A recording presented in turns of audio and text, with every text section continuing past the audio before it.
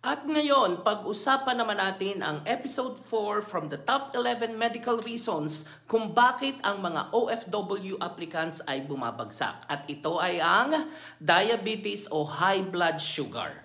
Kumpleto ka na sana, visa, contract, airfare, pero nung investigation ay lumabas, mataas ang blood sugar mo. Doon natapos ang biyahe. Bakit ba diabetes? High blood sugar ang pumapabagabag sa OFW medical and more important, paano ka papasa?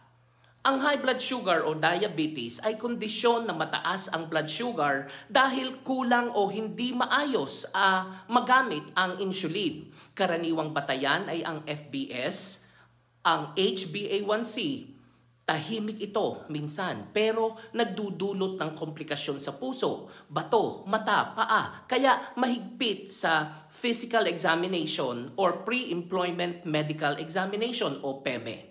Bakit ka nga ba bumabagsak sa medical? Sa abroad, lalo na sa heavy work, heat exposure, shift work at safety critical jobs, problema ang uncontrolled diabetes dahil mas mataas ang risk ng dehydration, hypoglycemia, hyperglycemia on duty. Panganib ito sa wound healing at infection. Posibleng hindi ka covered ng insurance kung uncontrolled. Hindi ibig sabihin disqualified ka na forever. Key ay kontrolado dapat at documented ang kondisyon mo. Paano nga ba tinitest sa PEME? Karaniwan may 8 hanggang 10 oras na fasting ka bago ka kuhanan. Kasama rin minsan yung HbA1c, urinalysis, at lipid profile. At ang tip, huwag mag-crash diet 2 araw lang bago mag-exam. Makikita sa HbA1c kasi ang tunay na average mo. Pre-medical game plan mo, gawin ito 3 to 4 weeks bago ka magpeme. Mas maaga, mas maganda. Alamin ang baseline mo, magpa-HbA1c at fasting blood sugar.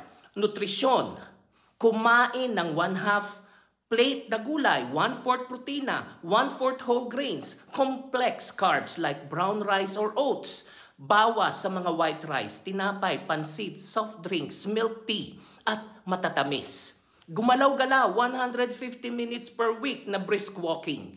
Matulog ng 7 hanggang 8 oras. Mag-medications. Inumin ayon sa reseta like metformin. Huwag biglang ihihinto. Mag-self-monitoring kung diagnose ka na.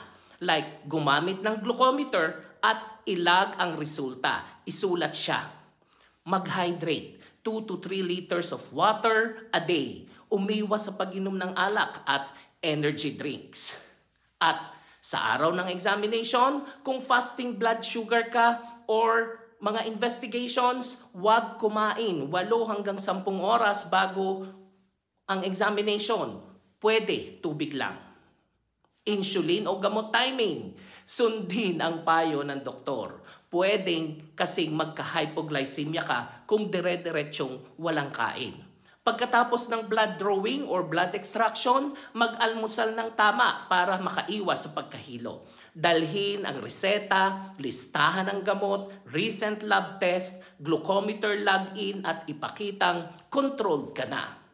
At ang mga sintomas na dapat bantayan, high blood sugar or hyperglycemia, sobrang uhaw o ihi ka ng ihi, pagod, malabong paningin, mabagal maghilom ang sugat, low blood sugar or hypoglycemia, panginginig, pawis, gutom, hilo at irritable ka. Kumain agad ng 15 grams fast carbs like juice or candy at mag-recheck after 15 minutes. Kung may matinding sakit sa dibdib, hirap huminga, mental confusion, sa ihi ay may ketones, pumunta sa ER agad. At ang long-term control tips para sa mga OFWs, sa trabaho, magbaon ng healthy snacks like nuts, prutas para makaiwas sa hypoglycemia o hyperglycemia. Iset ang phone alarm para sa gamot at insulin. Gumamit ng comfortable footwear, bantayan ang paa, baka may basag na mga or may kalyo na biyak-biyak na o paltos. Regular check-ups kahit abroad. Magpa-HbA1c tuwing 3 to 6 months. Mag-monitor ng BP. I-check din ang kolesterol.